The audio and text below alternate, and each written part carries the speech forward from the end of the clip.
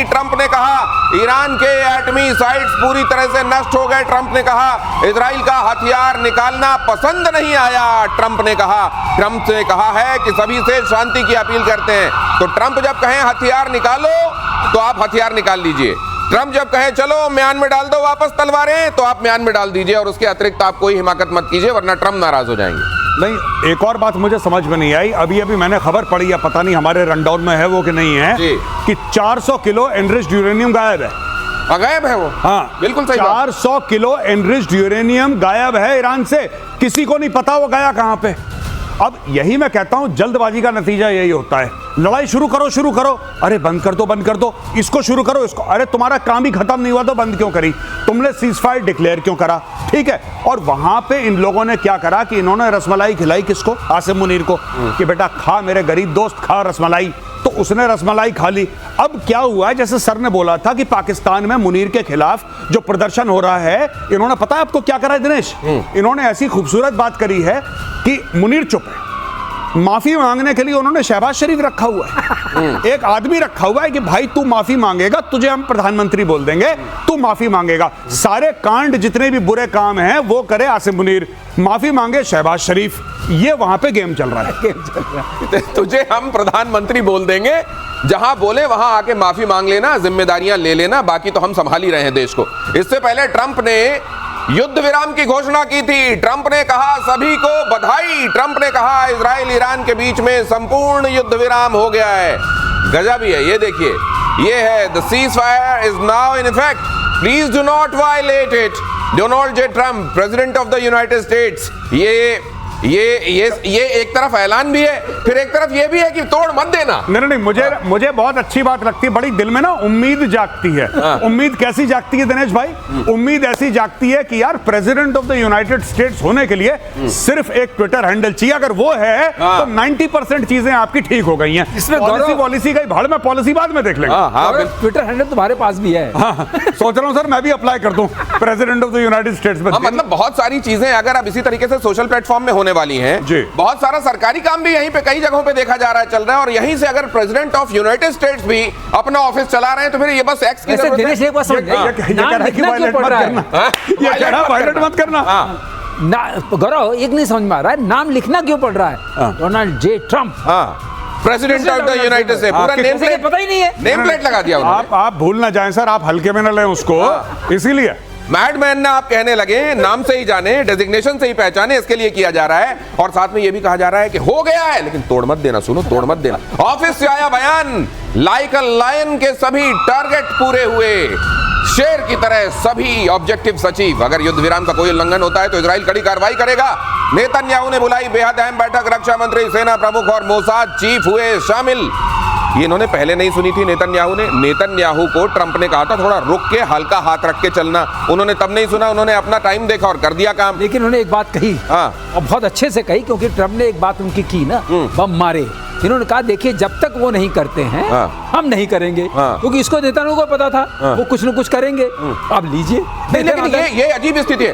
उधर उसको कह रहे हैं कि सीज फायर तोड़ दिया, ईरान ने देखो मिसाइलें मार दी, कतर पे भी मार दिया, वो कह रहा नहीं मैंने नहीं मारी, किसने कह दिया मैंने मारी है। तो इस तरीके से मतलब वो तो सीज फायर पे, तो ट्रंप कह रहा अच्छा तुमने नहीं मारी, तब तो तुम सीज फायर पे टिके हुए हो यार, तो फिर इजराइल ही गलत कर रही है। गजब स्थिति चल रही है। बिल्कुल, और मैं आपको बता रहा हूं ट्रंप इतना डेस्परेट है नोबेल प्राइज के लिए, वो कह रहा है कि नहीं बस मुझे दे दो।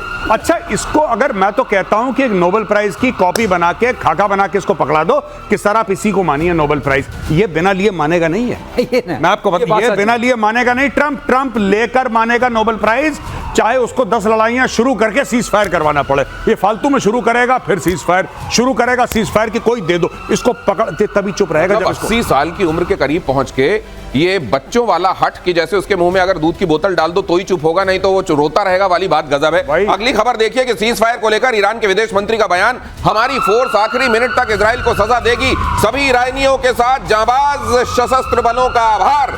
ईरान खून की आखिरी बूंद तक लड़ेगा, हमारे सैनिक देश की रक्षा के लिए तैयार, दुश्मन के हमले का आखिरी क्षण तक जवाब दिया जाएगा। खामेनेई ने तो यह भी कह दिया कि हमने जंग जीत ली, हम शिकस्त खाने वाली कौम ही नहीं। बस कहानी खत्म। यही चीज तो पाकिस्तानी कहते हैं। आप पाकिस्तानियों को जितना भी मारिए, वो कहते हैं हम जज्बे वाली कौम है, हम हार ही नहीं सकते। अब इसके देखिए, ये तो ऐसा लॉजिक आपने दे दिया बेसर पैर का, कोई कुछ कह ही नहीं सकता। इनको देखिए कितना, इनके न्यूक्लियर तबाह कर दिए, इनके जितने भी लॉन्चर थे वो तबाह कर दिए, इनकी बैलिस्टिक मिसाइल्स के जो मैन्युफैक्चरिंग यूनिट्स थी वो तबाह कर दी, इनके पूरे फर्स्ट लाइन जो थे खमेनेई के नीचे उनको मार दिया, इनके सारे हेडक्वार्टर तबाह कर दिए, लेकिन जंग ये जीत गए। जंग ये जीत गए और साइंटिस्ट भी मार दिए। साइंटिस्ट तो पहले ही निपटा दिए थे, कुछ और मार दिए, सब नहीं। कुछ खत्म कर दिया, लेकिन जंग ये जीत गए। ये पाकिस्तान वाला मामला है सर, ये दूसरा पाकिस्तान वाला मामला है। एयर मार्शल श्रीवास्तव, इसमें एक और चीज, हाँ। इसमें बिल्कुल उसी तरीके से जैसे यहाँ रफेल को लेके दावे किए जा रहे थे ना, वो कह रहे हैं हमने B2 मार दिया, और कुछ पता नहीं निकाल के भी लाए कहीं से जिसमें मिसाइलें जाके पीछा कर रही हैं और B2 को उड़ा रही हैं। ये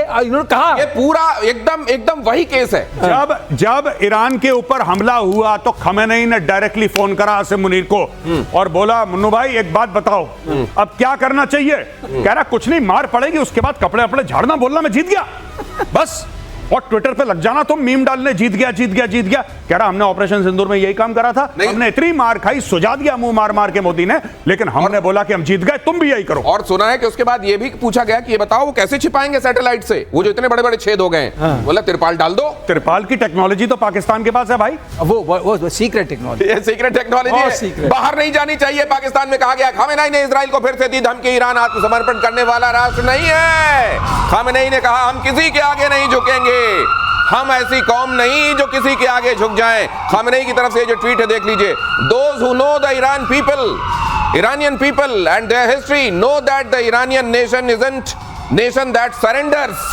ये लीजिए, ये चूरन बेच रहा है। मैंने इस ताऊ को पहले भी बोला था ट्वीट करके कि तुम ट्वीट मत करो, और मैंने बोला था यहूदी देख रहा है तुम्हें, इजरायली देख रहा है, तुम्हारा लोकेशन पता लग जाएगा मोबाइल पे, उसी के ऊपर मारेगा मिसाइल, मोबाइल के ऊपर आके लगेगी। ये सब मत करो फालतू की ये चीजें। खुद नहीं कर रहा, पर्ची लिख के दे रहा है, कर कोई और रहा है। नहीं सर, बात तो ठीक है, वो सर वो पर्ची पे मारेंगे, उनके पास ऐसी पर्ची जा कहां से रही है? पर्ची कहीं मॉस्को तक तो नहीं पहुंच रही। वैसे कहा यह जा रहा है कि भाई साहब ईरान जो है वो रूस से बड़ा खफा है कि तुमने यार सीरिया में इतना साथ दिया था, हमारा साथ नहीं दिया यार, तो हमारे से क्या दोस्ती तुमने निभाई। लेकिन अगली खबर देखिए, इजरायली हमले में एक और ईरानी वैज्ञानिक की मौत, युद्ध विराम से ठीक पहले हुए अटैक में मौत। ईरान के प्रमुख परमाणु वैज्ञानिक मोहम्मद रजा, युद्ध में अब तक 15 ईरानी वैज्ञानिकों की मौत हो गई है। भाई साहब वहां वैज्ञानिक बनने कोई जाएगा नहीं, बच्चों को कहेंगे बेटा साइंस मत लेना, तुम साइंस मत लेना बेटा, तुम आर्ट्स लेना, ह्यूमैनिटीज लेना, तुम साइंस मत लेना बेटा, साइंस लोगे तो यही काम होगा। ईरान में बच्चे साइंस के लिए ऑप्ट नहीं करेंगे, अभी ये इतना खत्म कर दिया। स्टेम का इतना चक्कर चल रहा था ना, यहाँ पे वो चक्कर बंद होने वाला है, कोई नहीं लेने वाला है। बात बताइए, जितने कमांडर्स चले गए, जितने वैज्ञानिक चले गए, मान लीजिए इनके नंबर 2 भी होंगे, तो क्या इजीली रिप्लेसेबल होती है पोस्ट? एक चीज सोचने वाली है, ये मार किसको रहे? IRGC जो इन्होंने लेयर बनाई थी, जो SS टाइप थी, वो पूरे कमांडर वाले, उनके कमांडर्स को मार रहे हैं। जो रेगुलर फोर्स वाले तो बेचारे जिंदा हैं, और मार रहे हैं इनके सीक्रेट साइंटिस्ट को, और जो सीक्रेट पुलिस है। नहीं सर, एक और खबर आई है कि अब तो मोसाद फोन कर रहा है इनको, जो बच गए उनको फोन कर रहा है कि सुन, अब तुरंत निकल, वीडियो बना, दिखा कि तू निकल गया है, और पहले खामेनेई को उल्टा पुल्टा बोल, नहीं तो अगले 24 घंटे में तेरा काम भी हो जाएगा। हाँ, वो मैंने भी वीडियो रिकॉर्डिंग सुनी, वो उसका ऑडियो रिकॉर्डिंग है, वो मोसाद का एजेंट फोन कर रहा है इनके, आई थिंक किसी मंत्री को या जनरल को, किसी को फोन कर रहा है और कह रहा है कि भैया 24 घंटे के अंदर ईरान से निकलो, हमें पता है तुम कहां रहते हो, हम तुम्हें निपटा देंगे, और ये तुम्हें 3 काम करने हैं, निकलने से पहले निकलो, हमें प्रूफ दो, सबूत दो कि तुम निकल गए हो, तब तुम बच पाओगे, निकलो यहां से। अच्छा, वो भी बड़ी सीरियसली बात कर रहा है। अच्छा भैया कैसे निकलना है, ये पूछ रहा है उससे, कैसे निकलना है ये भी बता दो मैं। और ये एक बात और देखिए, वो जो एक मैडम हसीना यहाँ पे आई थी और यहाँ के सबकी कुंडली बना के ले गई हैं, आप ये भी देखिए, बड़ा धर्म की बातें करने वाली ये जो कंट्रीज हैं, क्या ये धर्म की राह पर चलते हैं? अगर धर्म की राह पर चलते